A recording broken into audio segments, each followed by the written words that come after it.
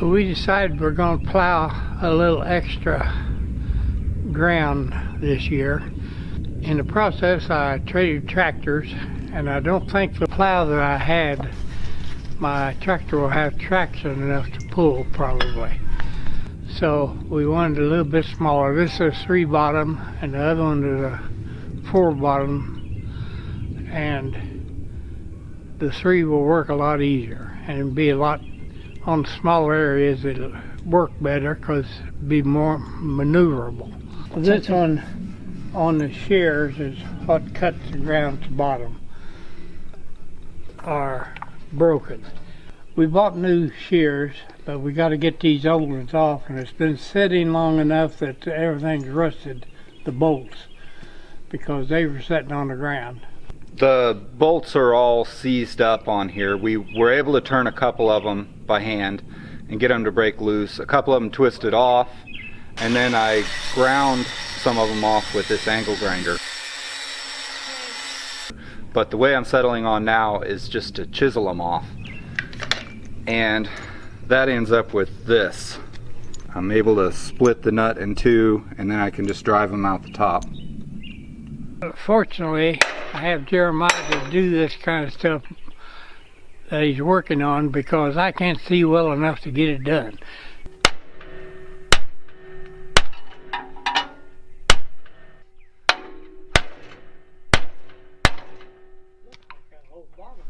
It is. I'm not sure.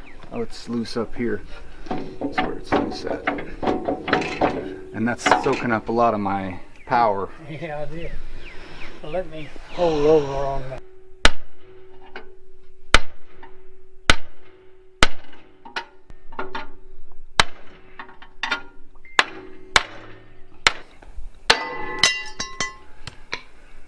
Luckily, we were able to order some more from the John Deere dealership. I'm almost surprised they still have them because this thing's probably 70 or 80 years old. But we were able to get them and they weren't terribly expensive. I've put some of my larger plants that I had in the kitchen on the counter under the lights out here in the greenhouse. This is our germination bed that we have. It's got sand in the bottom and it just sits here in the sun. If it gets too cold, I'll have to raise the side curtains at night. But one good thing about having this sand is that it warms up during the day.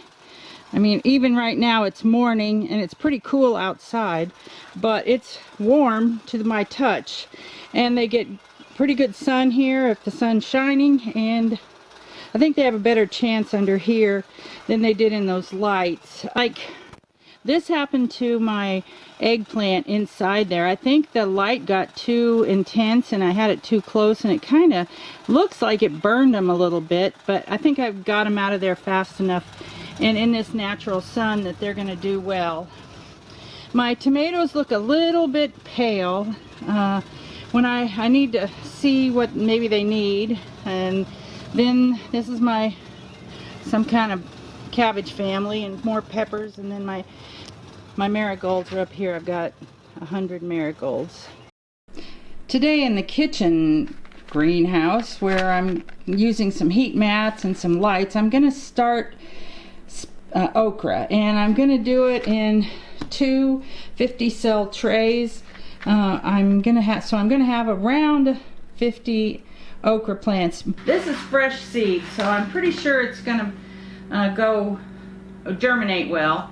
And what I'm just going to do is drop 1 seed in the center of each cell for now, and then I'll come back and poke each seed down just a little bit into the soil, and then I'll come back again and sprinkle some more soil over the top.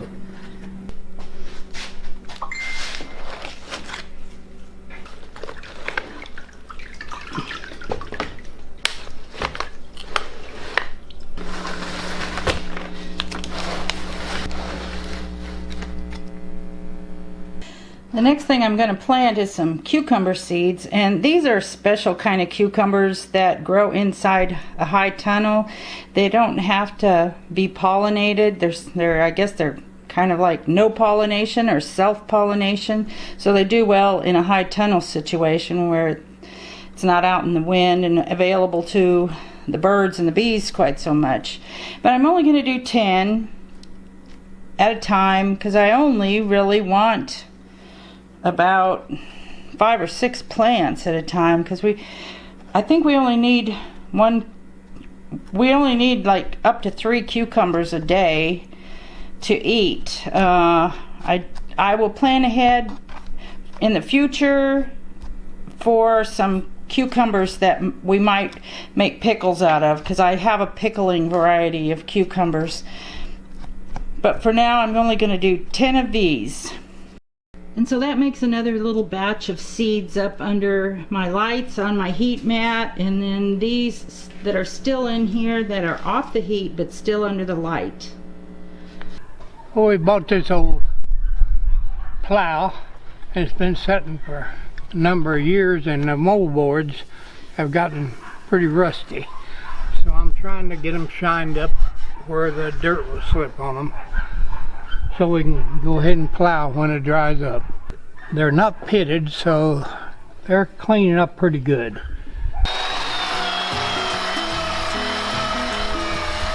I used to live in the country on a high lonesome hill. Crow by day, by night the whippoorwill.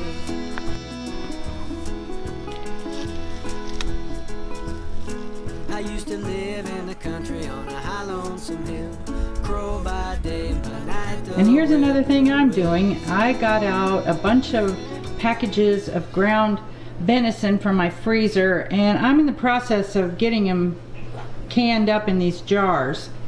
I have my canner out here, and I've already gotten 20 of them done in the last couple days. Now I did do some more another time, but that's another thing I'm working on. What I'm going to do with this roasting pan is that I'm putting the whole thing in my oven, and I'm cooking it like that instead of trying to brown all that ground meat on the top of my stove. So the next job that needs to be done is cutting up potatoes, seed potatoes, because we're hoping that it might get dry enough to plant some. And what you got to do is cut up the potato with like 2 or 3 eyes in a chunk, and we're letting them dry out here on the table for a few days, and then we'll stick them in the ground. After I get the meat browned pretty good, I don't have to have it all the way fully cooked. Then I'm going to ladle it, down into the jars. And it's only for making food for 2 people, so I don't have to pack it as full as I can. And another thing about this meat is it kind of settles as it is processed. All meat has to be processed at 10 pounds for an hour and a half, 90 minutes.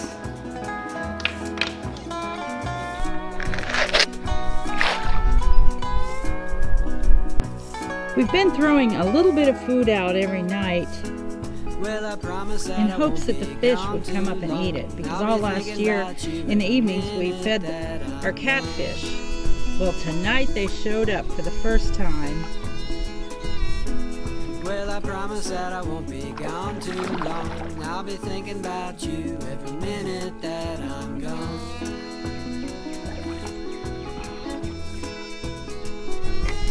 Well, I'm satisfied, tickled too, just to be with you.